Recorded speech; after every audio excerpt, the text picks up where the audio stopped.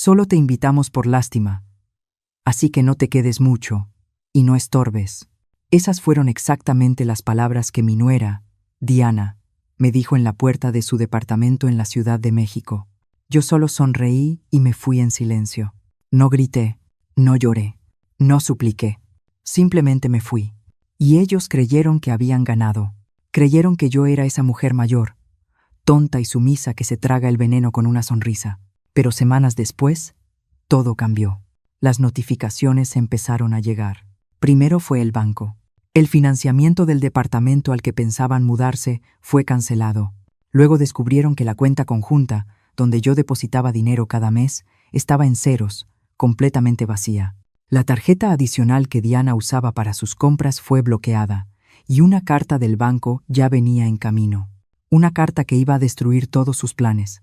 Pero déjame contarte desde el principio, porque esta historia no empieza con mi venganza. Empieza con años de humillación silenciosa que nadie vio. Mi nombre es Claudia. Tengo 65 años. Soy viuda desde hace 10 años y madre de un solo hijo, Roberto. Lo crié sola después de que su padre, Eduardo, murió en un accidente automovilístico cuando el niño apenas tenía 8 años. Desde ese día, solo fuimos él y yo contra el mundo. Trabajé turnos dobles, a veces triples, para que nunca le faltara nada. Cosía uniformes en una fábrica textil desde las 6 de la mañana hasta las 2 de la tarde y luego limpiaba oficinas hasta las 10 de la noche. Llegaba a casa con las manos hinchadas, los ojos rojos de cansancio, pero siempre tenía tiempo para ayudarlo con la tarea, para abrazarlo, para decirle que todo iba a estar bien. Roberto era un niño dulce. Me hacía tarjetas con crayones de colores. Me prometía que cuando creciera me compraría una casa enorme donde yo no tendría que trabajar nunca más. Me decía que siempre me iba a cuidar. Y yo le creí con todo mi corazón. Le creí. Lo vi crecer. Lo vi graduarse de la universidad con honores, conseguir un excelente trabajo en una empresa de tecnología, convertirse en un hombre independiente y exitoso. Y me sentía tan orgullosa que a veces el pecho me dolía de la emoción. Pensé que todo ese sacrificio había valido la pena. Pero entonces llegó Diana. La conoció hace 3 años en una conferencia de trabajo. Ella era coordinadora de eventos, siempre impecable, siempre con esa sonrisa perfecta que parecía ensayada frente al espejo. Desde el primer momento que la vi, supe que algo no estaba bien. No era la intuición de una suegra celosa, era algo más profundo. Era la forma en que me miraba, como si yo fuera una molestia, como si fuera un mueble viejo que tarde o temprano había que sacar de la casa. Al principio eran comentarios pequeños, disfrazados de bromas. «Ay, Claudia, eres tan anticuada. No te preocupes. Tú descansa. Nosotros nos encargamos», como si yo fuera una vieja inútil. Roberto no decía nada, solo sonreía incómodo y cambiaba de tema. Nunca me defendió, ni una sola vez. Luego comenzaron las exclusiones. La primera Navidad, después de que se casaron, hicieron una cena familiar. Yo me enteré por las fotos en redes sociales. Ahí estaban todos. Los padres de Diana, sus hermanos, sus primos, todos brindando alrededor de una mesa decorada con velas color marfil y copas de cristal. Había 12 lugares en esa mesa. Yo no estaba invitada. Cuando le pregunté a Roberto al día siguiente, me dijo: «Fue algo pequeño, mamá, de último momento. Una mentira». Esa mesa tenía espacio para 12 personas y lo habían planeado con semanas de anticipación. Llegó mi cumpleaños número 64 y no recibí una llamada, ni un mensaje, nada. Pasé todo el día esperando junto al teléfono como una tonta. A las 11 de la noche recibí un mensaje de texto. «Perdón, mamá. Se nos pasó. Feliz cumpleaños». Se les pasó. El cumpleaños de la mujer que sacrificó toda su vida por él simplemente se les pasó. Poco a poco, desaparecí de sus vidas. Ya no me pedían opinión para nada. Cuando los visitaba, Diana siempre tenía una excusa. Dolor de cabeza. Una llamada urgente. Una reunión importante. Y yo seguía insistiendo como una tonta. Seguía llamando. Seguía cocinando sus platillos favoritos. Comidas americanas como pavo y puré de papa. Seguía preguntando si necesitaban algo. Pero Diana siempre rechazaba todo. «Estamos a dieta. Ya compramos comida. Mejor guárdalo para ti». Hasta que llegó esa noche. El cumpleaños número 32 de Roberto. Llegué puntual a las 7 de la noche, con un pastel de chocolate que había hecho con mis propias manos, el mismo que a mi hijo le había gustado desde que era niño. Toqué el timbre y esperé. Escuché risas adentro. Música. El sonido de copas chocando. La puerta se abrió, y ahí estaba Diana, con un vestido verde esmeralda, maquillaje perfecto, el cabello recogido en un chongo elegante. Me miró de arriba a abajo con esa expresión de fastidio. Ya ni siquiera se molestaba en disimular. Claudia dijo con una sonrisa falsa. Roberto me invitó, respondí, confundida. Me llamó esta mañana. Ella suspiró, como si mi presencia fuera una enorme molestia. Se hizo a un lado apenas lo suficiente para que pudiera ver el interior del departamento. Había al menos 15 personas adentro.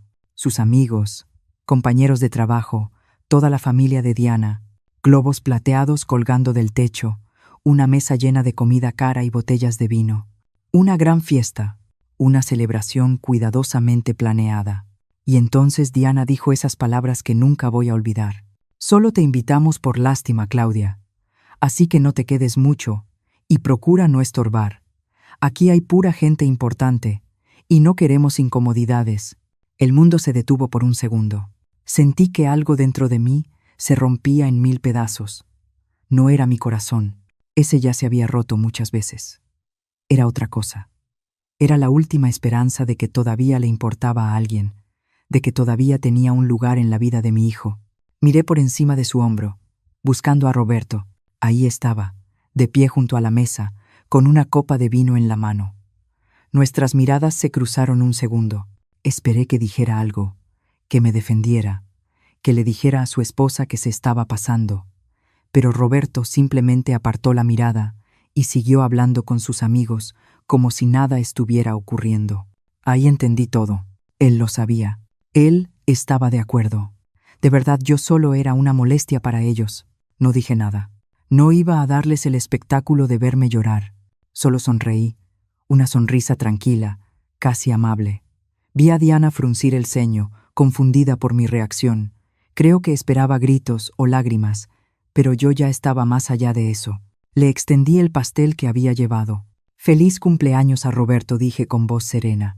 Ella lo tomó con desdén, como si fuera basura. Me di la vuelta y caminé hacia el elevador, con la espalda recta y la cabeza en alto. Escuché la puerta cerrarse detrás de mí con un golpe seco. Las risas y la música siguieron como si nada, como si yo nunca hubiera estado ahí. Dentro del elevador, vi mi reflejo en el espejo metálico de las puertas. Una mujer de 65 años, con el cabello canoso recogido en un chongo sencillo, usando un suéter color crema que había elegido con tanto cuidado esa mañana. Me veía cansada, me veía vieja, pero también me veía despierta, como si algo dentro de mí acabara de abrirse después de años dormido. Manejé de regreso a casa en completo silencio. Las calles estaban iluminadas por esas luces naranjas de la ciudad que a mí siempre me parecieron tristes. No prendí la música, no lloré, solo manejé en automático mientras mi mente procesaba lo que acababa de pasar. Solo te invitamos por lástima. Esas palabras me daban vueltas en la cabeza una y otra vez, como un disco rayado. Llegué a mi departamento cerca de las 10 de la noche. Vivía sola en un departamento pequeño pero ordenado en el centro de la ciudad. 2 recámaras, una sala modesta, una cocina donde casi nunca cocinaba porque ¿para qué cocinar si estás sola? Las paredes eran beige claro. Todo era funcional, todo era silencioso, todo estaba vacío. Me quité los zapatos y me senté en el sillón sin prender muchas luces. Solo la lámpara de la esquina proyectaba sombras suaves contra la pared. Cerré los ojos y dejé que los recuerdos llegaran, porque necesitaba entender cómo había llegado hasta aquí, cómo había permitido que me trataran así. Pensé en mi madre, Martha. Murió hace 15 años, pero todavía podía escucharla en momentos como este. Era una mujer dura, de esas que sobreviven tiempos difíciles sin doblarse. Trabajó limpiando casas toda su vida para que yo pudiera estudiar. Nunca se quejó, nunca le pidió nada a nadie. Y cuando murió, me dejó lo único que tenía, una casita en las afueras de la ciudad, con un jardín lleno de plantas de menta y un porche de madera donde tomábamos café por las tardes. Claudia, me decía siempre, Una mujer que se respeta nunca ruega amor, ni siquiera a su propia sangre. Nunca entendí del todo esa frase, hasta ahora, hasta esta noche, porque eso era exactamente lo que yo había estado haciendo los últimos 3 años, rogando migajas de atención de mi propio hijo. Esa casa que mi madre me dejó ahora estaba rentada a una pareja joven que pagaba 12,000 pesos al mes. Yo vivía aquí, en este departamento más céntrico, más cerca de Roberto, más cerca de la ilusión de que todavía era parte de su vida. Qué tonta había sido. Me levanté del sillón y caminé a mi recámara. Abrí el closet y bajé una caja de cartón del estante de arriba. Una caja que llevaba meses guardada ahí, sin atreverme a revisarla de verdad. Dentro había documentos, muchos documentos, contratos, papeles notariados, cosas que había firmado en los últimos 2 años porque Roberto me lo había pedido. Es solo una formalidad, mamá. Es para agilizar un trámite. Confía en mí. Y yo confié, como siempre confiaba. Porque eso hacen las madres, ¿no? Confiamos a ciegas, aunque nos estén clavando un cuchillo por la espalda. Extendí todos los papeles sobre la cama y empecé a leer con cuidado, uno por uno, línea por línea. Y con cada hoja que volteaba, sentía cómo la tristeza se transformaba en otra cosa. En rabia, en claridad, en una determinación fría. El primer documento era un contrato de crédito hipotecario para un departamento nuevo en una zona exclusiva de la ciudad. Valor: 5 millones de pesos. Fecha de firma: hace 8 meses. Y ahí, en la línea de cofirmante y aval, estaba mi nombre, mi firma, mi número de identificación. Yo era legalmente responsable de esa deuda. Si ellos no pagaban, el banco iba a venir por mí. Nunca me lo dijeron. Roberto solo me había dicho que necesitaba mi firma para unos papeles del trabajo. Yo firmé sin leer porque confiaba en él. El segundo documento era peor, una autorización notariada donde yo permitía que Roberto accediera a todo mi historial crediticio y usara mi nombre como garantía para futuras operaciones financieras. Básicamente, le había dado poder legal para endeudarse usando mi crédito, y yo ni siquiera lo sabía. El tercer papel era un contrato de cuenta conjunta, una cuenta bancaria que yo había abierto hacía 2 años porque Roberto me dijo que así sería más fácil ayudarnos en caso de emergencias. Yo depositaba 6,000 pesos cada mes en esa cuenta, dinero que venía de mi pensión y de la renta de la casa de mi madre. Yo pensaba que era un fondo de emergencia para los dos, pero según los estados de cuenta que venían anexos, ellos retiraban ese dinero mes con mes, todo, hasta el último centavo. Lo usaban para sus gastos personales, para sus salidas, para sus caprichos. Me senté en la orilla de la cama, con los papeles temblando en mis manos, no de miedo, sino de rabia. Me habían usado, me habían manipulado, me habían convertido en su cajero automático mientras me trataban como basura. Y lo peor era que lo habían hecho con mi consentimiento, porque yo había firmado, yo había confiado, había sido tan ingenua que ni siquiera leí lo que estaba autorizando. Miré el reloj. Ya pasaba de la medianoche. Afuera, todo estaba en silencio. Me levanté y caminé a la cocina. Hice café cargado, aunque sabía que no iba a dormir de todos modos. Me serví una taza y me senté en la mesita del comedor con todos los documentos frente a mí.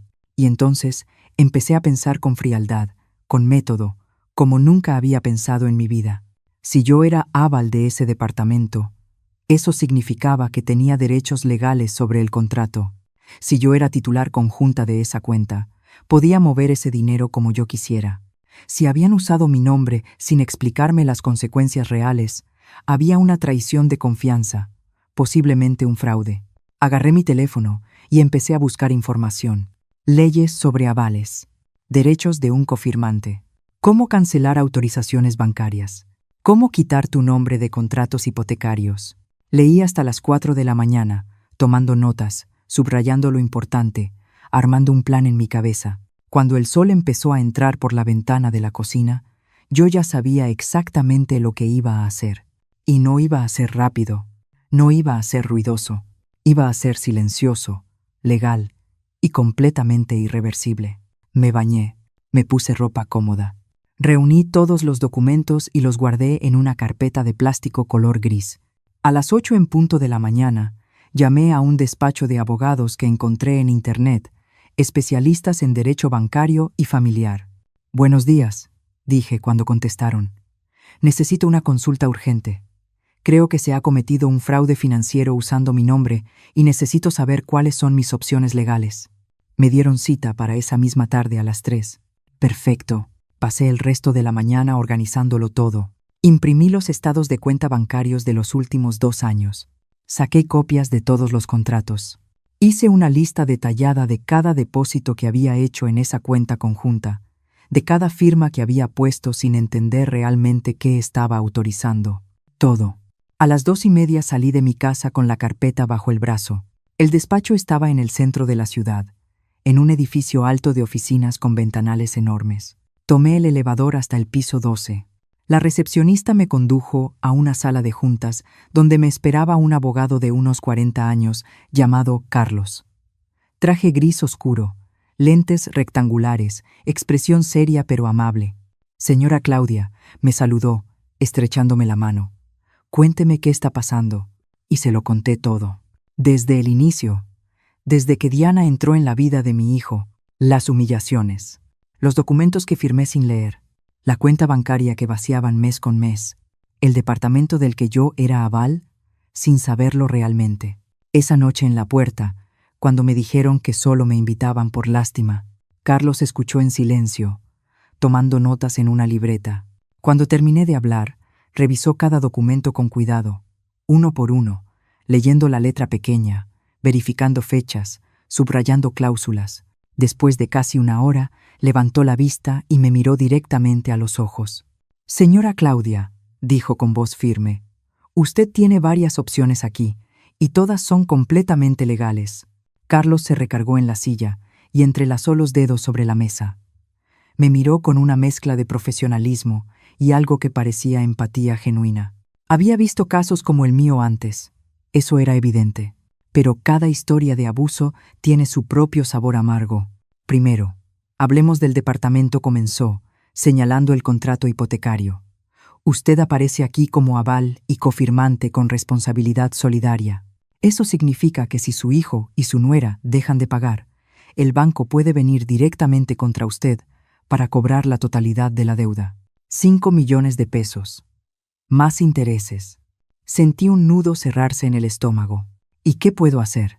Legalmente, usted puede solicitar que la retiren como aval si demuestra que firmó bajo información incompleta o engañosa. Aquí tenemos evidencia de que las implicaciones del contrato nunca le fueron explicadas con claridad. Eso es una violación de la confianza. ¿Se puede iniciar un proceso legal para sacarme del contrato? Sí, pero eso toma tiempo. Meses, tal vez. ¿Y la opción rápida? Pregunté, porque algo dentro de mí sabía que no tenía meses. Necesitaba actuar ahora. Carlos sonrió levemente. La opción rápida es más drástica. Como cofirmante, usted tiene derecho a exigir la liquidación inmediata del crédito o la venta del inmueble si considera que su patrimonio está en riesgo.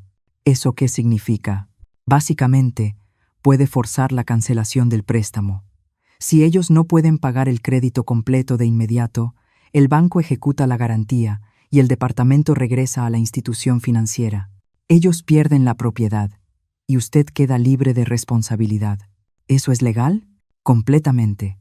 Está estipulado en el contrato. Cláusula 17, inciso B. Los cofirmantes pueden exigir liquidación anticipada si consideran que existe riesgo de incumplimiento. Y créame, añadió, con el historial que me está mostrando, cualquier juez entenderá que usted tiene razones suficientes para proteger su patrimonio. Asentí lentamente. ¿Qué más? La cuenta bancaria conjunta continuó, pasando a otro documento.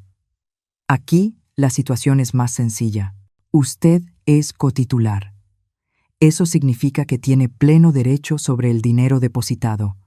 Puede retirarlo todo, cerrar la cuenta o simplemente dejar de depositar. Ellos no pueden hacer nada legalmente para impedirlo. ¿Y la tarjeta adicional que le di a mi nuera? Esa tarjeta está a su nombre. Usted es la titular principal.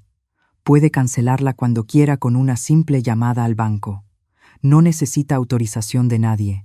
Sentí que algo cálido empezaba a crecer en mi pecho. No era odio, era poder, control. La sensación de que, por primera vez en años, yo tenía las cartas en la mano. Hay una tercera cosa, dijo Carlos, sacando otro papel. Esta autorización que usted firmó, donde le permite a su hijo acceder a su historial crediticio y usar su nombre como garantía.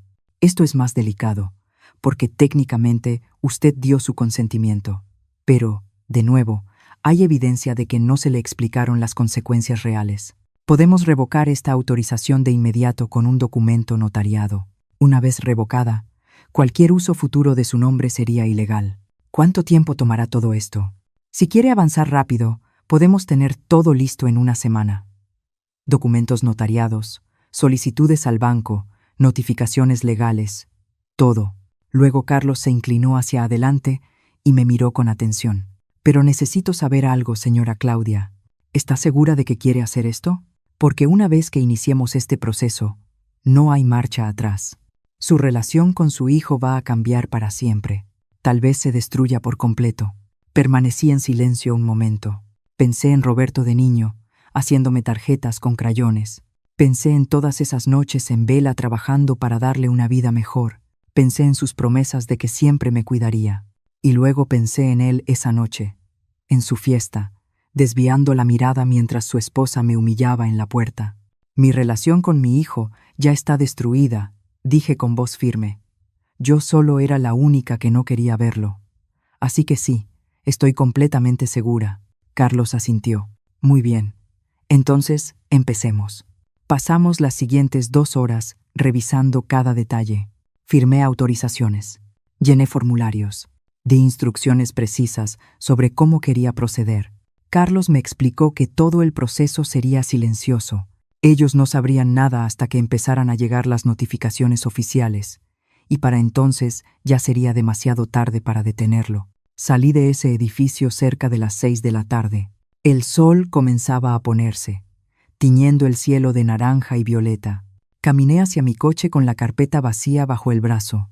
Todos los documentos se habían quedado con Carlos. Ahora eran evidencia legal. Ahora eran mi munición. Conduje de regreso a casa sintiendo algo extraño. No era exactamente felicidad. Era algo más profundo. Era la sensación de haber recuperado mi dignidad, de haber dejado de ser una víctima. Durante los siguientes 4 días, no pasó nada. Roberto no llamó, no escribió. Silencio absoluto. Yo tampoco intenté contactarlo. Por primera vez en 3 años, no estaba corriendo detrás de él, rogando atención, y se sentía liberador. Al 5.º día, recibí una llamada de Carlos. Señora Claudia, ya tenemos todos los documentos listos, dijo. Mañana, a primera hora, presentaremos ante el banco la solicitud de liquidación del crédito hipotecario. También estamos notificando formalmente la revocación de todas las autorizaciones que usted firmó. ¿Está lista? Completamente lista, respondí sin dudar. Bien. Una cosa más. Le sugiero que hoy mismo vaya al banco y retire todo el dinero de la cuenta conjunta. Déjela en ceros y cancele la tarjeta adicional. Hágalo antes de que se den cuenta de lo que está pasando. Colgué el teléfono y me quedé mirando la pared unos segundos. Este era el punto de no retorno. Una vez que hiciera esto, la guerra quedaba oficialmente declarada. Pero ya no había miedo en mí, solo determinación. Me cambié de ropa. Me puse un pantalón color café y una blusa color crema. Me recogí el cabello. Me miré en el espejo. La mujer que me devolvía la mirada ya no era la misma que había salido humillada de ese departamento una semana atrás. Esta mujer tenía la mirada fría y la mandíbula tensa. Esta mujer había despertado. Llegué al banco a las 4 de la tarde. Era una sucursal grande, con pisos de mármol brillante y aire acondicionado helado. Me acerqué al área de atención ejecutiva. Buenas tardes, saludé con voz tranquila. Necesito hacer un retiro de una cuenta conjunta y cancelar una tarjeta adicional. La ejecutiva me pidió mi identificación y revisó mi cuenta en el sistema. Señora Claudia, veo que tiene una cuenta conjunta con un saldo de 24,000 pesos. ¿Cuánto desea retirar? Todo, dije sin vacilar. Quiero cerrar la cuenta por completo Y también necesito bloquear de inmediato la tarjeta adicional número 5578. Me miró con sorpresa, pero mantuvo el profesionalismo. ¿Está segura? Esta operación es irreversible, completamente segura. Me hizo firmar varios documentos: autorizaciones de cierre, cancelación de productos, bloqueo permanente de la tarjeta, todo. 15 minutos después, salí del banco con un cheque por 24,000 pesos en mi bolsa y la satisfacción de saber que Diana iba a intentar pagar algo con esa tarjeta y sería rechazada. Esa noche dormí profundamente por primera vez en semanas, sin pesadillas, sin ansiedad, solo el sueño tranquilo de alguien que por fin había tomado control de su propia vida. A la mañana siguiente, mientras tomaba café en mi cocina, sonó mi teléfono. Era Carlos. «Ya está hecho», dijo, simplemente. «El banco recibió la solicitud de liquidación. Van a notificar a su hijo en las próximas 48 horas. Tiene 30 días para pagar la totalidad del crédito o el inmueble será recuperado por la institución financiera. También enviamos las revocaciones de autorización. Todo está en marcha». Colgué y me quedé mirando mi taza de café. Las manos me temblaban ligeramente. No de miedo, de adrenalina, de anticipación. Ahora solo quedaba esperar a que cayera la bomba. Pasaron 2 días de silencio absoluto. 2 días en los que seguí con mi vida normal, como si nada estuviera pasando. Me levantaba temprano, hacía café, leía el periódico, salía a caminar al parque cerca de mi casa, todo con una calma extraña que ni yo misma reconocía. Era como si una parte de mí flotara por encima de todo, observando desde lejos, esperando el momento en que la tormenta finalmente estallara. Y estalló el miércoles por la tarde. Yo estaba en la cocina preparando una ensalada para la cena cuando mi teléfono empezó a sonar. Era Roberto. Lo dejé sonar 1 vez, 2 veces, 3 veces, llamada tras llamada. Luego comenzaron los mensajes, decenas de mensajes. Veía las notificaciones acumularse en la pantalla, pero no los abrí. Todavía no. Quería que sintieran la desesperación. Quería que sudaran. Después de la 10ª llamada, finalmente contesté. «Hola, Roberto», dije con voz tranquila, casi aburrida. «Mamá, ¿qué hiciste?». Su voz sonaba cortante, desesperada, casi histérica. Nunca lo había escuchado así, ni siquiera cuando era niño y se cayó de la bicicleta. «Perdón, no entiendo a qué te refieres». «No te hagas la tonta. El banco acaba de notificarnos que tenemos que liquidar todo el departamento en 30 días. 5 millones de pesos. Mamá, ¿tienes idea de lo que estás haciendo?». Me senté en una silla de la cocina y crucé las piernas. Miré mis uñas con fingida indiferencia. «Ah, eso. Sí, ejercí mi derecho como cofirmante para proteger mi patrimonio, algo completamente legal según el contrato que me hiciste firmar. ¿O se te olvidó mencionar que me estabas haciendo responsable de una deuda de 5 millones de pesos? Eso era papeleo normal. Todos los bancos piden avales. No seas ridícula». «¿Ridícula?». Sentí la rabia empezar a hervir bajo mi aparente calma. «¿Qué palabra tan interesante elegiste?». «Porque yo diría que fui ridícula cuando firmé documentos sin leer, porque confiaba ciegamente en mi hijo. Fui ridícula cuando depositaba cada mes 6,000 pesos en una cuenta que tú vaciabas para tus caprichos. Fui ridícula cuando llegaba con comida hecha en casa y la rechazaban como si fuera basura.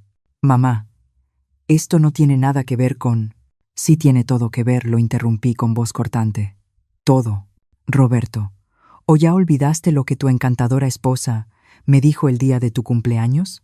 Solo te invitamos por lástima. No estorbes». ¿Te suenan esas palabras? Porque a mí se me quedaron muy grabadas.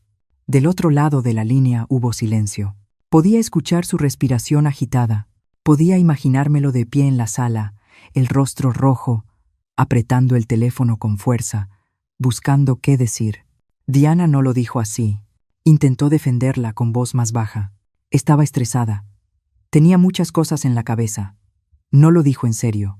«Ah», no respondí. «¿Y por qué no dijiste nada? Estabas ahí mismo, mirándome a los ojos, mientras tu esposa me humillaba en tu propia puerta, y no moviste un solo dedo para defenderme. Ni una palabra, Roberto, ni una sola palabra». No quería hacer una escena. Claro, no querías hacer una escena, pero no tuviste ningún problema en usar mi nombre para endeudarme sin explicarme las consecuencias. No tuviste ningún problema en vaciar la cuenta donde yo depositaba dinero cada mes pensando que era para emergencias. No tuviste ningún problema en excluirme poco a poco de tu vida hasta que me convertí en una molestia. ¿Sabes qué es lo más triste de todo esto, hijo? Que yo te habría dado todo y tú me pagaste con traición. No es traición. Eres mi madre. Se supone que debes ayudarme. Y ahí estaba, la verdad cruda y desnuda. Para él, yo no era una persona con sentimientos ni dignidad. Era un recurso, una fuente de dinero y favores que podía explotar a su antojo. Y cuando dejé de servirle emocionalmente, simplemente me descartó, pero mantuvo activa mi utilidad financiera. Tienes razón, dije, con una calma peligrosamente controlada. Soy tu madre. Y como tu madre, pasé 30 años sacrificándome por ti. Trabajé turnos dobles para que nunca te faltara nada. Me partí la espalda para pagarte la universidad. Lloré de felicidad cuando te graduaste. Te di todo lo que tenía, y más. Pero ¿sabes qué aprendí demasiado tarde, Roberto? Que ser madre no significa ser tu esclava. No significa dejar que me pisotees. Y definitivamente no significa seguir financiando tu vida mientras me tratas como basura. Mamá, por favor, no podemos perder el departamento. Tenemos planes. Nos íbamos a mudar el próximo mes. Ya dimos anticipos. Compramos muebles nuevos. ¿Muebles nuevos?, repetí con amargura. Con el dinero que sacaron de nuestra cuenta conjunta, supongo. Que, por cierto, ya cerré. Ah, y antes de que preguntes, también cancelé la tarjeta adicional que Diana usaba tan generosamente. Ya no va a poder comprar más bolsas ni zapatos con mi crédito. ¿Qué? Ahora estaba gritando. Cerraste la cuenta, mamá. Hay pagos automáticos ligados a esa cuenta. Servicios, suscripciones. Qué pena, respondí. Supongo que ahora tendrán que usar su propio dinero. Qué concepto tan novedoso, ¿no? No puedo creer que estés haciendo esto después de todo lo que hemos hecho por ti. Esas palabras fueron como una bofetada. Solté una risa seca, sin humor. ¿Todo lo que han hecho por mí? Ilústrame, Roberto. Dime exactamente qué has hecho por mí. Invitarme a tu boda para sentarme en la última mesa con gente que ni conocía. Olvidar mi cumpleaños. Excluirme de las cenas familiares. Tratarme como sirvienta cuando necesitabas que cuidara a tu perro. Hacerme sentir que mi presencia estorbaba. Por favor, dime. De verdad tengo curiosidad. Silencio. Un silencio largo e incómodo, en el que podía escuchar voces de fondo. Diana estaba ahí. La oía hablar rápido, nerviosa. ¿Qué está diciendo? ¿Ya arregló todo? Dile que tiene que arreglar esto ahora. Mamá, la voz de Roberto sonó distinta, más controlada, más calculadora. Ese tono que usaba cuando intentaba manipularme. Sé que las cosas no han sido perfectas, lo admito, pero somos familia. La familia perdona. La familia se apoya. No podemos dejar que un malentendido destruya todo lo que tenemos. ¿Un malentendido?, repetí despacio. Así que ahora lo llamas así. Qué conveniente. ¿Sabes qué es lo más triste, Roberto? Que si hubieras venido hace una semana, si me hubieras llamado después de esa noche y dicho, mamá, perdón, Diana se pasó y yo debí defenderte, tal vez las cosas serían distintas. Si hubieras mostrado, aunque fuera un poco de arrepentimiento real, quizá habría reconsiderado todo. Pero no lo hiciste. Pasó una semana entera sin una llamada, sin un mensaje, sin nada, hasta que el banco te notificó y de pronto recordaste que tienes madre. Iba a llamarte. No mientas, lo interrumpí. Nunca fuiste bueno para mentir. Me estás llamando porque me necesitas, no porque te importo. Y esa es la diferencia entre el amor verdadero y el interés. Está bien. ¿Quieres que me disculpe? Perdón. Ya. ¿Contenta? Ahora arregla esto. Y ahí estaba otra vez su verdadero rostro. Ni siquiera podía fingir un arrepentimiento sincero. Solo quería que yo resolviera su problema, como siempre. No dije simplemente, ¿qué? No repetí. No voy a arreglar nada. Tú te metiste en este lío. Tú lo arreglas. Tienes 30 días para conseguir 5 millones de pesos. Eso te da tiempo suficiente para vender algunas de esas cosas caras que compraste con mi dinero. O tal vez los padres de Diana puedan ayudarte. Al fin y al cabo, ellos siempre están invitados a todo. ¿No es así? Los papás de Diana no tienen ese dinero. Nadie que conozcamos tiene esa cantidad. Entonces supongo que tendrás que aprender a vivir con las consecuencias de tus decisiones. Como yo tuve que aprender. Mamá, por favor, su voz se quebró. Está llorando. No hagas esto. Solo nos tenemos el uno al otro. Tú y yo. Somos familia. Sentí algo dentro de mí apretarse con dolor, porque esa era la voz del niño que yo conocí, el niño que lloraba después de las pesadillas, el niño al que yo abrazaba hasta que se calmaba, el niño que me decía que yo era la mejor mamá del mundo. Pero ese niño ya no existía. Ese niño se había convertido en un hombre que me usó y me despreció por igual. No, Roberto, dije con voz firme, a pesar del nudo en la garganta. Tú decidiste que ya no éramos familia cuando permitiste que me trataran como basura, cuando firmaste documentos a mis espaldas, cuando me robaste la tranquilidad. Yo solo soy una vieja molesta a la que invitan por lástima.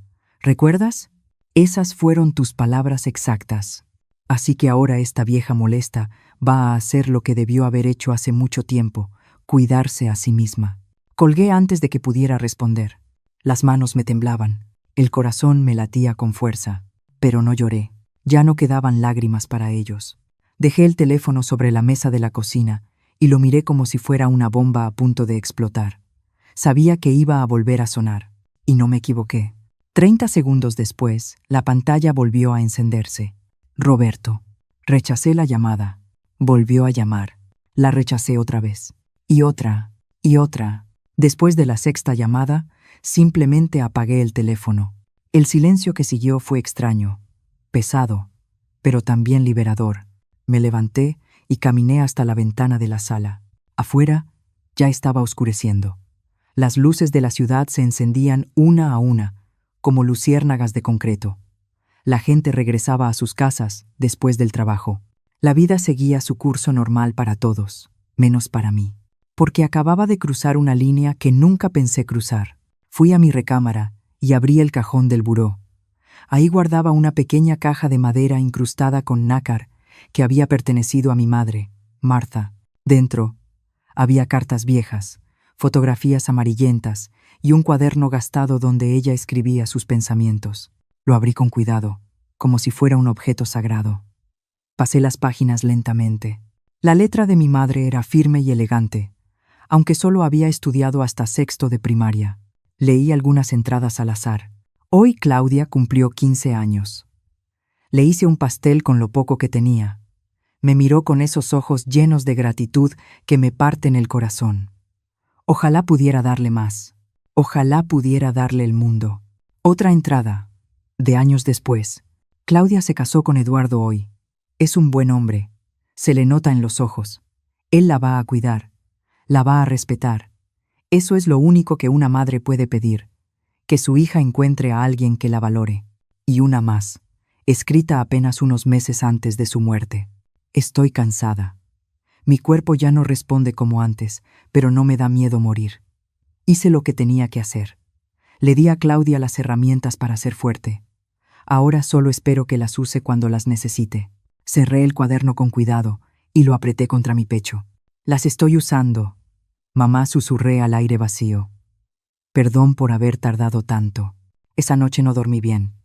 No por remordimiento, sino por adrenalina. Mi mente no dejaba de repasar la conversación con Roberto. Cada palabra, cada tono, cada justificación patética, y entre más lo pensaba, más clara veía la verdad. Yo había permitido todo esto. Había sido cómplice de mi propia humillación por miedo a quedarme sola, por miedo a perder al único hijo que tenía. Pero, ¿para qué aferrarte a alguien que ya te soltó desde hace mucho? A la mañana siguiente prendí el teléfono. Tenía 53 mensajes, 28 llamadas perdidas, la mayoría de Roberto, pero también había algunas de números desconocidos que seguramente eran Diana usando teléfonos de otras personas. No abrí ningún mensaje. No escuché ningún buzón de voz. Simplemente bloqueé ambos números y dejé el teléfono sobre la mesa. A las 10 de la mañana sonó el timbre de mi departamento. Miré por la mirilla y ahí estaba Roberto. Se veía terrible. Ojeras profundas, el cabello despeinado, la camisa arrugada como si hubiera dormido con ella. Estaba solo, sin Diana. Qué curioso que ella no viniera a dar la cara. No abrí la puerta. «Mamá, sé que estás ahí», dijo con voz ronca. «Tu coche está en el estacionamiento. Por favor, abre. Tenemos que hablar». Yo me quedé en silencio del otro lado, con la espalda pegada a la pared, escuchando. «Mamá, por favor. No puedo perder el departamento. No puedes hacerme esto. Soy tu hijo. Tu único hijo». Su voz se quebró. «Te lo ruego. Abre la puerta». Una parte de mí quería abrir. Esa parte materna que nunca muere del todo, por más que te lastimen. Esa parte que recuerda cambiar pañales a las 3 de la mañana, curar rodillas raspadas, celebrar cada logro pequeño como si fuera un milagro. Pero otra parte de mí, la parte que por fin había despertado, sabía que si abría esa puerta, todo habría sido en vano. «Mamá, Diana dice que va a hablar contigo, que va a pedirte perdón, que todo fue un malentendido. Solo dame la oportunidad de arreglar esto». Diana dice. Ni siquiera eran palabras de él. No podía articular una disculpa real sin que su esposa le dictara qué decir. Lo escuché recargarse contra la puerta. Podía imaginármelo sentado en el piso del pasillo, con la cabeza entre las manos. Se quedó ahí casi una hora hablando, rogando, llorando, y yo escuché cada palabra sin moverme, sin abrir, sin ceder. Al final, se fue. Oí sus pasos alejándose por el pasillo, el sonido del elevador, el silencio que volvió. Me senté en el sillón y solté un suspiro largo. Las manos me temblaban un poco, no de miedo, sino por la tensión acumulada. Había logrado resistir, había logrado mantenerme firme. Y eso fue más difícil de lo que jamás imaginé. Los días siguientes fueron una mezcla extraña de calma y tormenta. Roberto lo intentó todo. Vino 3 veces más a tocar mi puerta. Una mañana me esperó en el estacionamiento, pero yo simplemente me di la vuelta y caminé 2 horas hasta que se cansó de esperar. Me mandó flores con una tarjeta que decía: «Perdóname, mamá. Te amo». Las dejé marchitarse en la entrada del edificio sin tocarlas. Diana también intentó contactarme. Me mandó un audio por una aplicación de mensajería antes de que la bloqueara. Su voz sonaba dulcemente forzada. Artificial. «Claudia, soy Diana. Mira, creo que el otro día se malinterpretaron las cosas. No quise sonar grosera. Estaba muy estresada con la organización de la fiesta y dije cosas sin pensar. Tú eres parte de esta familia y te apreciamos mucho. Podemos resolver esto como adultos, ¿no? Llámame cuando puedas». Borré el audio antes de terminar de escucharlo. También me escribió un mensaje largo. «Claudia, entiendo que estés molesta, pero esto se está saliendo de control. No es justo que castigues a Roberto por algo que yo dije. Él te quiere. Yo también te aprecio, aunque no lo creas. Podemos empezar de nuevo. Podemos ser una familia de verdad. Pero tú tienes que dar el primer paso y cancelar esa locura con el banco. Nos está destruyendo la vida. Por favor, piensa en Roberto». La manipulación era tan obvia que daba risa. Primero se victimizó. Luego apeló a mis sentimientos de madre y al final me culpó a mí por la destrucción que ellos mismos habían provocado. Era el manual clásico de un manipulador narcisista. Yo no respondí. El viernes de esa semana, ya con el reloj corriendo hacia la fecha límite de aquella noche en su puerta, recibí una llamada de Carlos. «Señora Claudia, tengo noticias», dijo con profesionalismo. El banco confirmó la ejecución del proceso. A su hijo le quedan 18 días para liquidar el crédito, o el inmueble será recuperado por la institución financiera. Los abogados de su hijo también me contactaron para intentar negociar. Quieren saber si usted estaría dispuesta a retirar la solicitud a cambio de que ellos le paguen una cantidad mensual. ¿Cuánto están ofreciendo? 4,000 pesos al mes. Me reí. Una risa amarga, seca, una miseria. Menos de la mitad de lo que yo depositaba voluntariamente cada mes en esa cuenta que ellos vaciaban. Esa era su idea de una negociación justa. Obviamente, es una oferta ridícula, pero legalmente debo informarle. Dígales que no respondí. Dígales que no hay negociación posible. O pagan todo en los próximos 18 días o pierden el departamento. No hay punto medio. Entendido. Hay algo más. Su hijo presentó una demanda alegando que usted está actuando con mala fe y que su decisión no tiene fundamento legal. Es un intento desesperado, pero tengo que informarle. Sentí la rabia subir por la garganta. ¿Me estaba demandando? Sí, pero no se preocupe. Su caso es débil. Tenemos toda la documentación que prueba que usted firmó bajo información incompleta y que tiene todo el derecho de proteger su patrimonio. No va a prosperar, pero sí significa que esto podría alargarse un poco más en tribunales. Que lo haga, dije con voz fría. Que gaste dinero en abogados que no tiene. Que se hunda más. Ya no me importa. Colgué y me quedé mirando el teléfono. Mi propio hijo me estaba demandando. El niño que crié. El niño al que le di mi vida. Me llevaba a juicio, porque por fin dije que no. Esa noche saqué una botella de vino que llevaba meses guardada en la cocina. Me serví una copa grande y me senté en el balcón de mi departamento. El aire estaba fresco. La ciudad brillaba abajo como un océano de luces. Y me sentí extrañamente en paz, porque por primera vez en años yo no estaba rogando, no estaba esperando, no estaba siendo invisible. Me estaban viendo. Aunque fuera como la villana de su historia, aunque me odiaran, aunque me demandaran, al menos ahora sabían que yo existía. Di un sorbo al vino y levanté la copa hacia el cielo nocturno. Por ti, mamá, susurré, por enseñarme que una mujer que se respeta nunca ruega amor, ni siquiera a su propia sangre.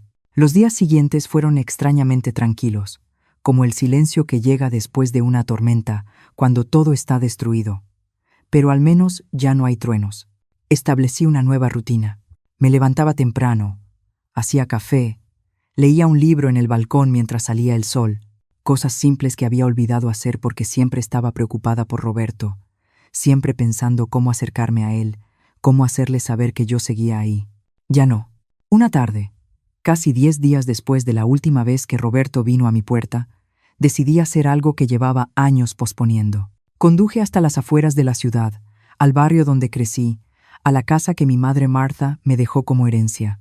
Era una casa pequeña de una sola planta, con las paredes amarillas ya deslavadas y un techo de tejas color terracota. El jardín delantero estaba lleno de plantas de menta que crecían libres, sin orden. El porche de madera, donde solíamos sentarnos a tomar café, necesitaba una mano de pintura, pero seguía siendo firme. La pareja joven que la rentaba mantenía todo en buen estado. Pagaban puntualmente 12,000 pesos cada mes. Nunca causaron problemas. Estacioné frente a la casa y me quedé ahí, sentada dentro del coche durante mucho tiempo, solo mirando, recordando. Esa casa fue donde mi madre pasó sus últimos años. Fue donde yo crecí, donde aprendí lo que significaba trabajar duro, donde vi a mi madre regresar cada noche con las manos agrietadas de limpiar casas ajenas, pero siempre con la cabeza en alto. Saqué el teléfono y marqué el número de la mujer que rentaba la casa. Contestó al tercer tono. Señora Claudia, qué sorpresa. ¿Todo está bien? Hola, Carolina. Sí, todo está bien. Mira, te llamo porque necesito preguntarte algo. ¿Qué tan rápido podrían buscar otro lugar si yo necesitara la casa de regreso? Hubo una pausa. ¿Va a vender la casa? Porque si es así, mi esposo y yo estaríamos muy interesados. Lo hemos hablado varias veces. Esa opción ni siquiera había cruzado por mi mente. No había pensado en vender. Bueno, dije, entonces dime, ¿cuánto podrían ofrecer? Hemos ahorrado alrededor de 800,000 pesos. Sé que no es mucho, pero podríamos pedir un crédito por el resto. Según lo que vimos en internet, la casa está valuada en aproximadamente 1,600,000 pesos. 1,600,000 pesos. No era una fortuna, pero tampoco era poco. Y de pronto, una idea empezó a tomar forma en mi cabeza. Una idea loca, una idea liberadora. Déjame pensarlo, le dije. Te llamo en unos días. Colgué y seguí mirando la casa a través del parabrisas. ¿Qué hacía yo viviendo en ese departamento pequeño y triste en el centro, cuando podía estar ahí, en el lugar donde mi madre me crió, en un lugar con historia, con alma, con paz? Regresé a mi departamento con esa idea dando vueltas en mi cabeza. 1.600.000 pesos por la casa, más los ahorros que tenía en el banco, más mi pensión mensual. Podía mudarme a un lugar más accesible, podía vivir tranquila, sin tanta presión financiera, podía, por fin, respirar. Esa noche llamé a Carlos. Señora Claudia, ¿cómo está? Justo iba a llamarla. Han pasado 20 días desde la notificación. A su hijo le quedan 10 días para liquidar el crédito. ¿Y qué dicen sus abogados? Están intentando negociar prórrogas con el banco, pero lo veo difícil. Las políticas son claras. O hay pago total o hay ejecución. ¿Ha tenido más contacto con su hijo? Intentos de su parte. Yo no he respondido a nada, pero tengo otra pregunta. Si quisiera vender una propiedad que tengo, ¿cuánto tiempo tomaría todo el proceso? Depende. Si encuentra comprador rápido y todo está en regla, tal vez 2 o 3 meses. ¿Está pensando en vender? Tal vez. O tal vez mudarme ahí. Aún no lo sé. Bueno, si necesita asesoría legal para cualquier cosa, ya sabe dónde encontrarme. Pasé toda esa noche haciendo cuentas, números en servilletas, presupuestos en mi cuaderno viejo. Si vendía la casa, tenía dinero suficiente para comprar algo más pequeño en otra ciudad. Podía empezar de nuevo, lejos de aquí, lejos de los recuerdos, lejos de Roberto y Diana. O podía mudarme a la casa de mi madre y rentar este departamento. Las opciones eran muchas y por primera vez en años, yo era quien decidía. El día 25 después de la notificación del banco, sonó mi teléfono. Era un número desconocido. Casi no contesté, pero algo me hizo hacerlo. Señora Claudia, era la voz de una mujer mayor, formal, educada. Sí, ¿quién habla? Soy Gladys, la madre de Diana. Disculpe que la moleste. Conseguí su número a través de una amiga en común. Necesito hablar con usted con urgencia. Es sobre mi hija y su hijo. Sentí la mandíbula tensarse. La madre de Diana, la mujer que siempre estaba en todas las cenas familiares mientras yo era excluida, la que aparecía en todas las fotos con su yerno mientras yo desaparecía del cuadro. No tengo nada que hablar con usted, dije con frialdad. Por favor, escúcheme 5 minutos. Después, si quiere colgarme, tiene todo el derecho. Pero déjeme explicarle algo que quizá usted no sabe. Algo en su tono me hizo dudar. No sonaba arrogante ni manipuladora, sonaba cansada, incluso derrotada. 5 minutos acepté. Gracias. Mire, sé que usted piensa que somos una familia perfecta, que siempre hemos estado del lado de Diana en todo, y en parte tiene razón. Crié a mi hija para ser fuerte, independiente, exitosa, pero también la crié con valores equivocados. Le enseñé que el dinero lo es todo, que casarse bien es más importante que casarse por amor, que la imagen vale más que los sentimientos. Me quedé en silencio, dejándola hablar. Cuando Diana conoció a Roberto, yo me alegré, no porque fuera un buen hombre, que lo es, sino porque tenía un buen trabajo, porque venía de menos, y eso significaba que iba a valorar el estilo de vida que podíamos ofrecerle. Yo impulsé ese matrimonio.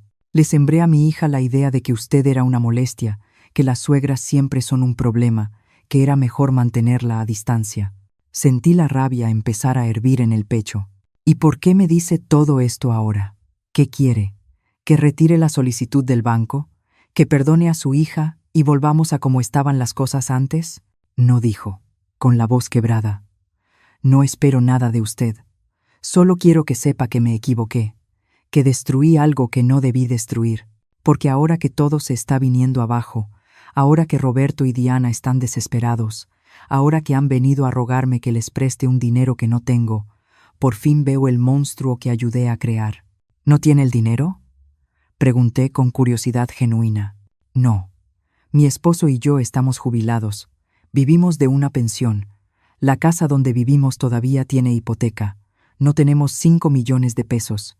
Nadie en nuestra familia tiene esa cantidad. Y créame, Diana ya llamó a todos los parientes que tenemos, rogando ayuda. Algo dentro de mí sintió una satisfacción extraña. No era alegría, era justicia. Ellos pensaron que podían usar mi nombre, mi crédito, mi dinero, y que yo simplemente lo aceptaría porque éramos familia. Nunca calcularon que yo pudiera decir basta. Señora Claudia, continuó Gladys, no la conozco. No sé qué tipo de mujer es, pero por lo poco que he visto en estos días de desesperación, puedo decirle que usted crió a un hijo que tuvo todo lo necesario, educación, oportunidades, y eligió desperdiciarlo. Eligió morder la mano que le dio de comer. Eso no es culpa suya, es culpa de él, y también es culpa mía por influir en mi hija para tratarla así. ¿Por qué me dice todo esto?, pregunté, con la voz cansada. Porque alguien tenía que pedirle perdón, y esa persona soy yo. Diana todavía no entiende lo que hizo.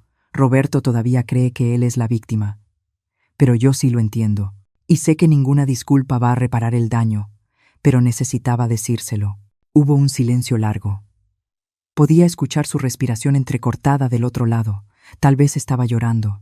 Su disculpa no cambia nada, dije finalmente. El banco va a ejecutar el departamento en 5 días si no hay pago completo. Eso ya no está en mis manos. Lo sé. Y no le estoy pidiendo que cambie su decisión. Solo quería que supiera la verdad. Que no todos en esta historia son malos, que algunos solo fuimos tontos, y que a veces lo entendemos demasiado tarde. Colgó antes de que yo pudiera responder. Me quedé sentada con el teléfono en la mano, mirando la pantalla que volvió a apagarse. La madre de Diana acababa de pedirme perdón no para manipularme, no para cambiar mi decisión, sino simplemente porque necesitaba hacerlo.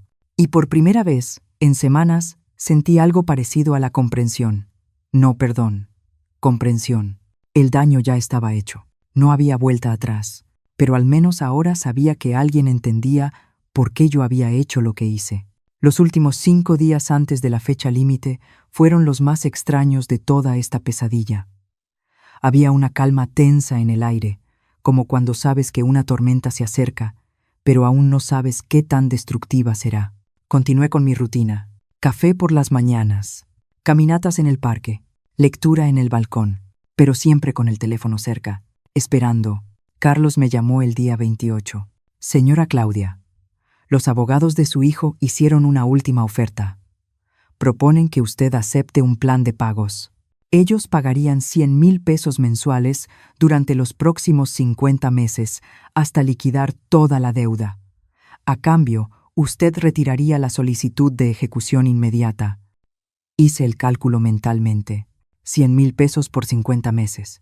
5 millones de pesos. En números, cuadraba. Pero había un problema enorme con esa propuesta. Carlos, dije, ¿de dónde van a sacar 100,000 pesos cada mes si ni siquiera tienen los 5 millones completos ahora? Roberto gana bien, pero no tanto. Y hasta donde sé, Diana dejó de trabajar hace 6 meses. Exactamente ese es el problema. Es una promesa que no pueden cumplir. En 3 o 4 meses dejarán de pagar y usted estará en la misma situación, pero peor, porque habrá perdido tiempo, y ellos habrán seguido viviendo en ese departamento sin consecuencias. Entonces la respuesta es no. Eso pensé. Se los haré saber. Señora Claudia, prepárese. En 2 días el banco va a ejecutar la recuperación del inmueble. Su hijo va a perder el departamento y probablemente intente contactarla de maneras más desesperadas. ¿Está lista para eso? Tan lista como puedo estar, respondí, aunque no estaba segura de que fuera verdad. Esa noche no dormí bien. No por culpa, sino por anticipación. Sabía que lo que venía iba a ser brutal. Roberto no era el tipo de persona que acepta la derrota en silencio. Y no me equivoqué. El día 29, a las 7 de la mañana, alguien empezó a tocar el timbre de mi departamento de forma insistente, una y otra vez, sin parar. Me levanté de la cama con el corazón latiendo con fuerza y miré por la mirilla. Era Roberto, pero no estaba solo. Diana estaba con él. Ambos se veían terribles. Él tenía barba de varios días, ojeras profundas, la ropa arrugada como si hubiera dormido con ella puesta. Ella llevaba el cabello sucio recogido en una cola desordenada, sin maquillaje, con pants grises, como recién salida de la cama. «¡Mamá! ¡Abre la puerta!», gritó Roberto, golpeándola con el puño. «Sé que estás ahí. ¡Abre!». No abrí. Me quedé del otro lado, con la espalda apoyada en la pared, respirando hondo, tratando de mantener la calma. «Claudia, por favor», ahora era Diana. «Necesitamos hablar. Mañana lo perdemos todo». «¿Todo?», ¿Entiendes? Vamos a quedarnos en la calle. No vamos a tener dónde vivir, gritó Roberto. Firmamos un contrato para dejar este departamento el próximo mes. Ya dimos el depósito. Compramos muebles. Teníamos planes. Y tú los estás destruyendo por un berrinche. ¿Un berrinche?, le grité desde adentro. Ya no pude quedarme callada. No es un berrinche, Roberto. Es una consecuencia. Algo que nunca aprendiste. Porque yo siempre te rescataba de todo. Entonces rescátame ahora. Una última vez, suplicó. Te juro que vamos a cambiar. Te vamos a incluir en todo. Te vamos a valorar. Pero haz esto por mí. Solo una vez más. ¿Cuántas veces había escuchado esa frase en mi vida? ¿Cuántas veces le di una última oportunidad? ¿Cuántas veces perdoné lo imperdonable? Y siempre terminaba en el mismo lugar, invisible, usada, despreciada. Claudia, perdóname, gritó Diana. Lo que te dije esa noche fue horrible, lo admito. Estaba enojada por otras cosas y me desquité contigo. Pero no lo decía en serio. No quería lastimarte. Mentira, grité con toda la fuerza que tenía. Claro que lo decías en serio. Llevabas 3 años tratándome como basura. Esa noche solo dijiste en voz alta lo que siempre pensaste. Y lo peor es que Roberto te dejó hacerlo. Te dejó humillarme. Te eligió a ti una y otra vez. Escuché sollozos del otro lado. Diana estaba llorando. Roberto estaba llorando. Pero yo ya no sentía compasión. Esas lágrimas llegaron demasiado tarde. Después de años de desprecio. Después de meses tratándome como una molestia. Después de usar mi nombre para endeudarse sin explicarme nada. Después de vaciar la cuenta donde yo depositaba mi dinero con tanto esfuerzo. Mamá, la voz de Roberto ya era apenas un susurro roto. Si haces esto, si dejas que el banco se quede con el departamento, voy a quedar con el historial crediticio destruido. No voy a poder rentar nada decente. No voy a poder comprar otra propiedad por años, tal vez décadas. Mi vida profesional se va a venir abajo. Todo lo que construí se va a derrumbar. Bienvenido a las consecuencias, dije con voz fría. Yo construí mi vida, ladrillo por ladrillo, trabajando turnos dobles, limpiando, cosiendo, sacrificándome. Y lo hice para darte un futuro. Pero tú decidiste destruir mi presente. Así que ahora vas a aprender lo que yo siempre supe, que nada es gratis en esta vida, que las acciones tienen un precio y que cuando traicionas a la persona que te dio todo, terminas perdiéndolo todo. No puedes ser tan cruel, sollozó Diana. Somos familia. ¿Familia? Dejé la palabra flotando en el aire. La familia no te usa, la familia no te humilla, la familia no te hace sentir que estorbas. Tú decidiste hace mucho que yo no era familia. Yo solo estoy aceptando tu decisión. Por favor. Roberto golpeaba la puerta desesperado. Te voy a pagar hasta el último peso. Voy a conseguir un segundo trabajo. Lo que sea. Pero no me hagas esto. Yo no te estoy haciendo nada que tú no te hayas hecho solo, respondí. Usaste mi nombre. Firmaste contratos sin explicarme nada. Vaciaste mi cuenta. Me excluiste de tu vida. Y cuando por fin reaccioné, cuando por fin dije, basta, ¿qué hiciste? Me demandaste, a tu propia madre.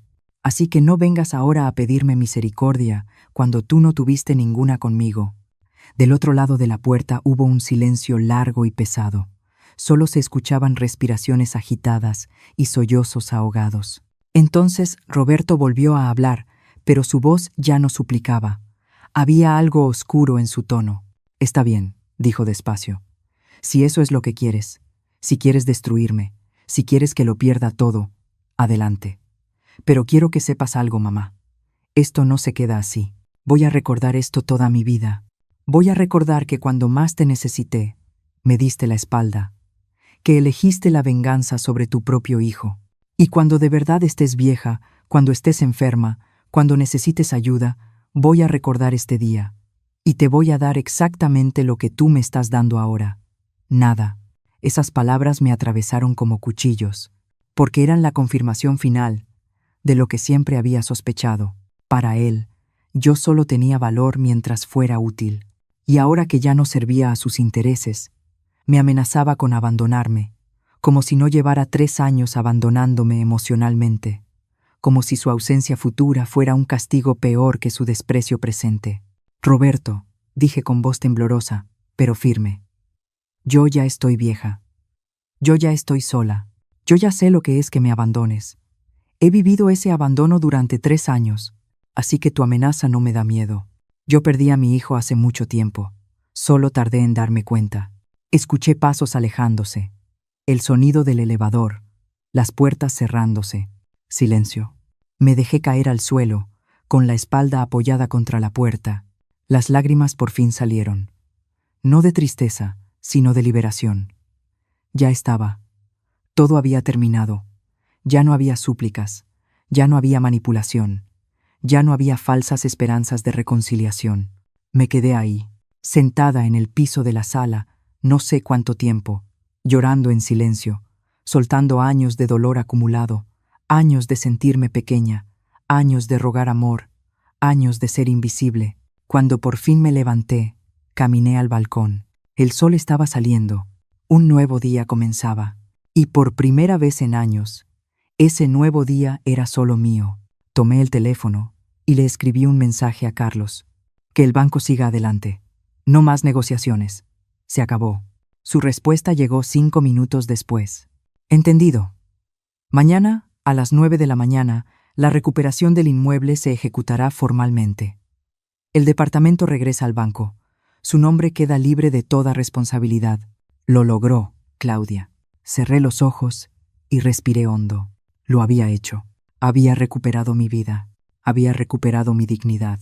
Y aunque dolía, aunque el precio había sido perder a mi hijo para siempre, al menos ahora podía verme al espejo sin sentir vergüenza. El día 30 amaneció gris.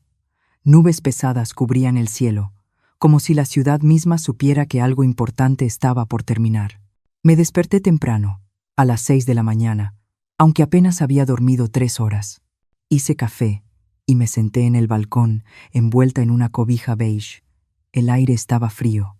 Noviembre siempre traía ese frío que se mete en los huesos y no se va. A las 9 en punto, tal como Carlos había dicho, recibí la notificación oficial del banco. Un correo formal con lenguaje legal que básicamente decía: la propiedad ubicada en Avenida Quinta número 243, Departamento 502, ha sido recuperada por falta de pago. Los ocupantes tienen 72 horas para desalojar voluntariamente o se procederá al desalojo forzoso. Venía adjunto un archivo en PDF con sellos oficiales y firmas digitales. Lo leí 3 veces, cada palabra, cada cláusula, y cuando terminé, cerré el correo y me quedé mirando la pantalla apagada de mi teléfono. Ya estaba, después de 30 días de guerra silenciosa, después de lágrimas y ruegos, después de que me llamaran cruel y vengativa, ya estaba. Roberto y Diana habían perdido el departamento. No sentí alegría ni tristeza, solo un vacío extraño, como cuando terminas un libro larguísimo y no sabes qué hacer con el tiempo que antes dedicabas a leerlo. Me vestí con calma, pantalón negro, suéter gris, zapatos cómodos. Me recogí el cabello en un chongo bajo. Me miré al espejo. Las arrugas alrededor de mis ojos parecían más profundas. El cansancio de las últimas semanas se notaba en mi cara, pero también había algo distinto. Mis ojos ya no tenían esa mirada permanente de súplica. Ya no existía esa ansiedad constante de esperar que alguien me validara. Había algo más firme ahí, algo que se parecía a la paz. Decidí salir. No podía quedarme encerrada en el departamento todo el día pensando en lo que acababa de pasar. Manejé sin rumbo un rato hasta que, sin darme cuenta, terminé en el mismo lugar de siempre, frente a la casa de mi madre, en las afueras de la ciudad. Esta vez me bajé del coche. Caminé por el jardín delantero, sintiendo cómo las plantas de menta se crujían bajo mis zapatos. Ese olor verde y fresco me llenó los pulmones. Subí los 3 escalones del porche de madera, que crujieron bajo mi peso. Me senté en la vieja mecedora que mi madre había comprado en un tianguis hacía décadas. Desde ahí podía ver la calle tranquila, los árboles moviéndose con el viento, una señora mayor paseando a su perro, un niño en bicicleta, la vida simple y lenta de un barrio donde nunca pasaba nada urgente. Y me pregunté por qué había pasado los últimos años viviendo en el centro, en ese departamento pequeño y ruidoso, cuando podía haber estado aquí, en este lugar que olía a mi infancia, a mi madre, a tiempos más honestos. Saqué el teléfono y llamé a Carolina, la inquilina. Señora Claudia, ¿cómo está? Bien. Carolina, mira, he estado pensando en lo que hablamos el otro día sobre vender la casa. ¿Ya tomó una decisión? Sí. No voy a venderte la casa. Escuché un suspiro decepcionado del otro lado, pero continué. Pero te voy a dar 3 meses de aviso para que encuentres otro lugar. Me voy a venir a vivir aquí. Necesito este espacio. Necesito este lugar. Hubo una pausa. Entiendo. 3 meses es tiempo suficiente. Gracias por avisarnos con anticipación. Usted ha sido una buena casera todos estos años. Colgué y me quedé mirando la casa. ¿Mi casa? El lugar donde iba a empezar de nuevo. A mis 65 años, regresaba al principio, pero esta vez no como una niña asustada, sino como una mujer que por fin sabía lo que valía. El teléfono vibró. Un mensaje de un número desconocido. Lo abrí con cautela. Espero que estés feliz. Nos quedamos sin nada. Sin departamento, sin crédito, sin futuro. Todo por tu egoísmo. Pero no te preocupes.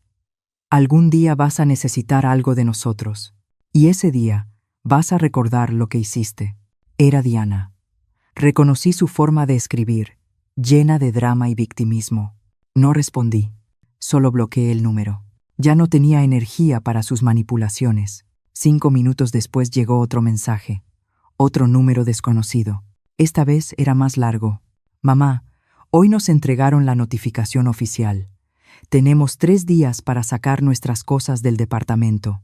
3 días para desarmar la vida que construimos, los muebles que compramos, los planes que teníamos, todo destruido. Y lo peor es que ni siquiera sientes remordimiento. Tú crees que esto es justicia, pero es crueldad. Eres una mujer amarga que no soportó ver a su hijo feliz, que no soportó que yo eligiera a mi esposa sobre ti, porque eso es lo que de verdad te molesta, ¿verdad? Que ya no eres el centro de mi mundo, que ya no puedes controlarme. Bueno, felicidades. Tuviste tu venganza, pero perdiste a tu hijo para siempre. Ojalá valga la pena dormir sola el resto de tu vida, sabiendo que tú fuiste la que destruyó a esta familia. Leí el mensaje completo sin emoción. Cada palabra estaba diseñada para herirme, para hacerme sentir culpa, para manipularme una última vez, pero ya no funcionaba, porque yo sabía la verdad. Yo no destruí nada, solo dejé de sostener algo que ya estaba roto. Escribí una respuesta, la primera y la última que les iba a dar. Roberto, yo no destruí tu vida, solo dejé de financiarla. No arruiné tu futuro, solo protegí el mío. No te abandoné. Tú me abandonaste hace años, cuando elegiste el desprecio sobre el respeto, cuando elegiste la conveniencia sobre la honestidad, cuando elegiste usar mi nombre sin mi conocimiento real. Te di 30 años de mi vida, te di todo lo que tenía, y tú me lo pagaste con humillación. Así que no me arrepiento, no me siento culpable. Solo siento alivio de poder vivir por fin sin cargar con gente que no me valora. Te deseo lo mejor, de verdad. Ojalá aprendas de esto, ojalá crezcas, ojalá algún día entiendas que el amor no es usar a las personas hasta que ya no sirven. Pero eso ya no es mi problema. Cuídate. Envié el mensaje y bloqueé ese número también. Apagué el teléfono por completo. Ya no quería saber más. Ya no necesitaba saber más. Me quedé sentada en ese porche durante horas, viendo cómo el sol se movía por el cielo, cómo las sombras cambiaban de lugar, cómo la vida seguía, con o sin drama, con o sin Roberto, con o sin el dolor de las últimas semanas. Cuando empezó a oscurecer, entré a la casa. Carolina había dejado todo impecable. El piso brillaba, las ventanas estaban limpias, olía a limpio y a lavanda. Caminé por las habitaciones vacías de muebles, pero llenas de recuerdos. El cuarto donde dormí de niña, la cocina donde mi madre preparaba café cada mañana, la sala donde nos sentábamos a ver televisión en aquel aparato viejo que tardaba 5 minutos en encender. Y entendí algo importante. Esta casa nunca se sintió vacía, aunque no hubiera nadie aquí, porque estaba llena de amor verdadero. El amor de una mujer que trabajó hasta destruirse las manos para que su hija tuviera oportunidades. Un amor que no pide nada a cambio. El amor que no manipula, ni controla, ni humilla. Ese era el tipo de amor que yo le había dado a Roberto, y ese era el tipo de amor que él despreció. Pero eso ya no me definía, porque yo era más que la madre de Roberto.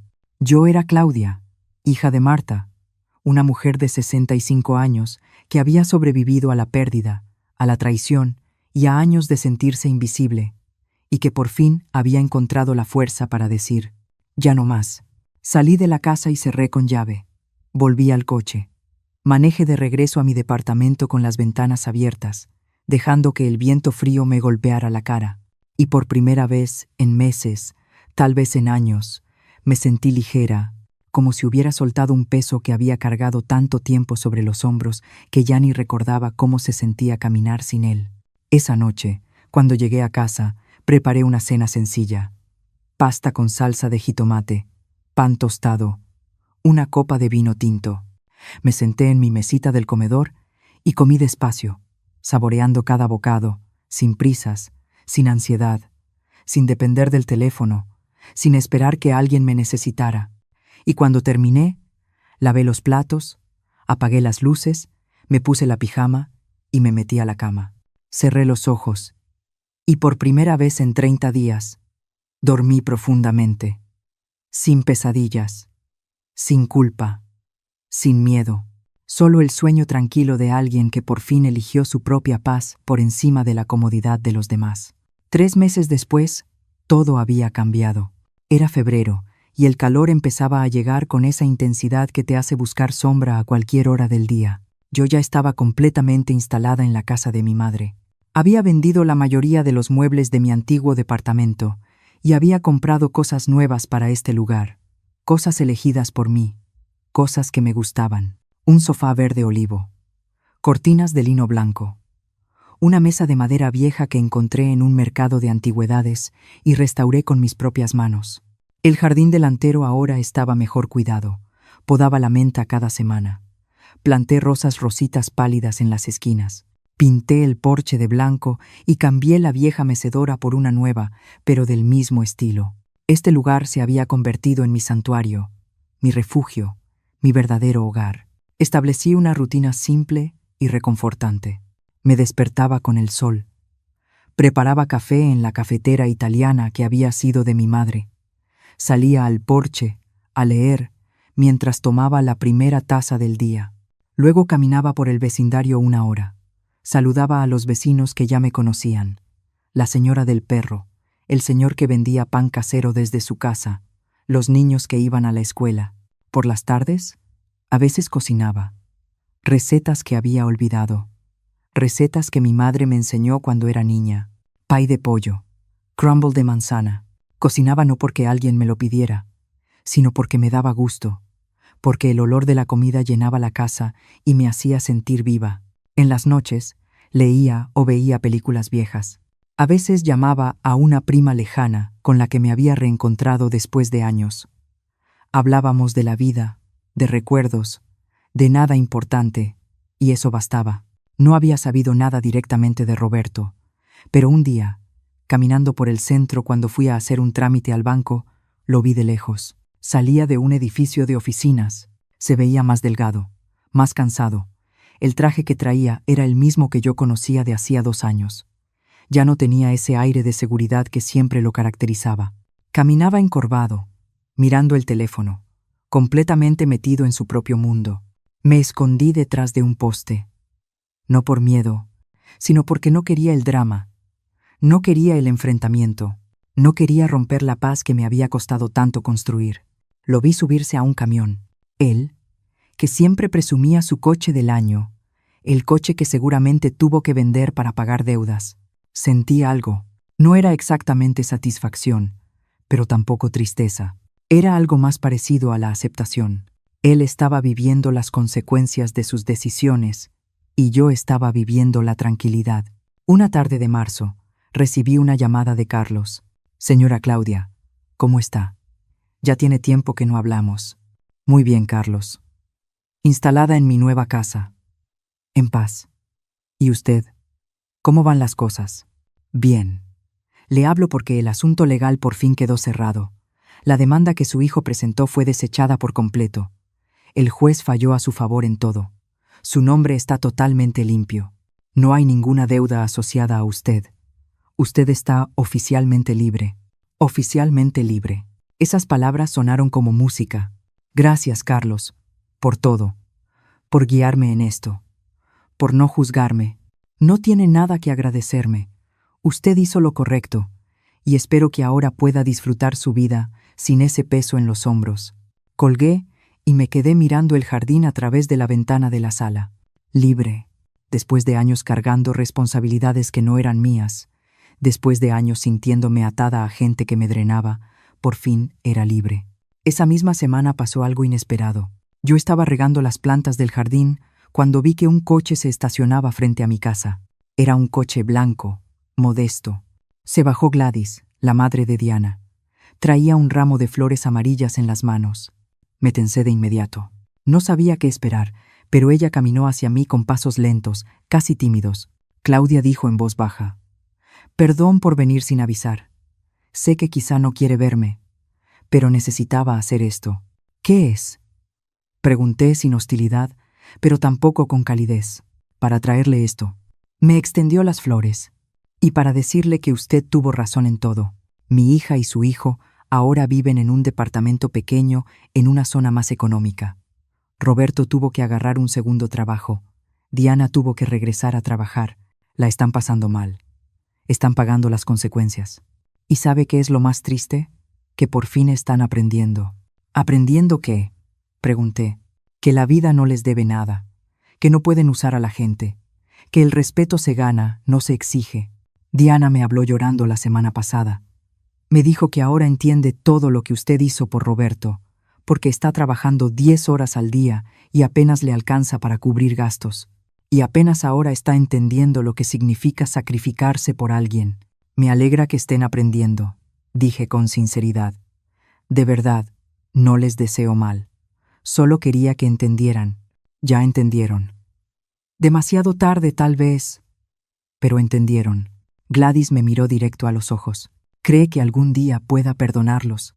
Lo pensé un largo momento. «No lo sé. Tal vez, pero no ahora. Ahora necesito sanar. Necesito vivir para mí. Por primera vez en décadas, necesito pensar en Claudia antes que en todos los demás». Ella asintió, comprendiendo. «Es justo, muy justo. Solo quería que supiera que si algún día, en el futuro, usted decide darles otra oportunidad, creo que ahora sí la valorarían. Pero si no lo hace, también lo entiendo. Nadie tiene derecho a pedirle más de lo que ya dio». Se despidió con un abrazo breve y se fue. Yo me quedé ahí, de pie, con el ramo de flores en las manos. Las puse en un florero con agua y las dejé sobre la mesa del comedor. Eran bonitas y simples, como esta nueva vida que yo estaba construyendo. Las semanas siguientes fueron tranquilas. Empecé a tomar clases de cerámica en un centro comunitario cerca de casa. Conocí a otras mujeres de mi edad. Algunas viudas como yo, otras divorciadas, otras simplemente solas, pero todas con historias, todas con cicatrices, todas aprendiendo a vivir de nuevo. Una tarde, mientras moldeaba una taza de barro en el torno, una de ellas me preguntó: «Claudia, ¿tienes hijos?». La pregunta me agarró por sorpresa. Antes, habría respondido automático: «Sí, un hijo», pero esta vez lo pensé. «Tuve un hijo», dije despacio, «pero ya no tenemos relación. Fue doloroso, pero necesario». Ella asintió sin juzgar. A veces la familia biológica no es la familia real. A veces la familia real es la que escogemos, la que nos respeta, la que nos valora. Tenía razón, y yo estaba empezando a construir esa familia elegida, con estas mujeres del taller, con mis vecinos, con mi prima, con la gente que me trataba con dignidad. Una noche de abril, casi 6 meses después de todo lo que había pasado, estaba sentada en el porche mirando las estrellas cuando una paz profunda me inundó por completo. No era felicidad eufórica, era algo mejor, era calma. Era la sensación de estar exactamente donde debía estar, de haber tomado las decisiones correctas, aunque fueran las más difíciles. Pensé en mi madre, Marta, en lo orgullosa que habría estado de verme ahora, en cómo habría aplaudido mi valentía, en cómo me habría dicho: así se hace, hija, así se defiende la dignidad. Y pensé en todas las mujeres que están pasando por lo mismo que yo viví, las que están siendo usadas, las que son despreciadas, las que están rogando amor a personas que no las valoran.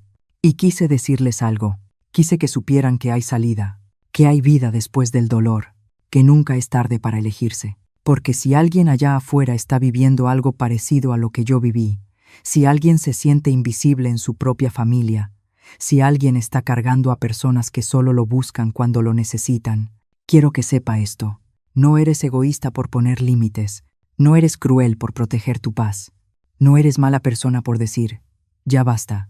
Mereces respeto, mereces amor verdadero, mereces ser valorada. Y si tienes que alejarte hasta de tu propia sangre para encontrar tranquilidad, está bien, está más que bien. Porque al final del día, la persona con la que vas a vivir todos los días de tu vida eres tú misma. Y mereces poder mirarte al espejo sin vergüenza. Perdí a mi hijo, eso es verdad, pero me encontré a mí. Y resultó que eso valía muchísimo más de lo que jamás imaginé.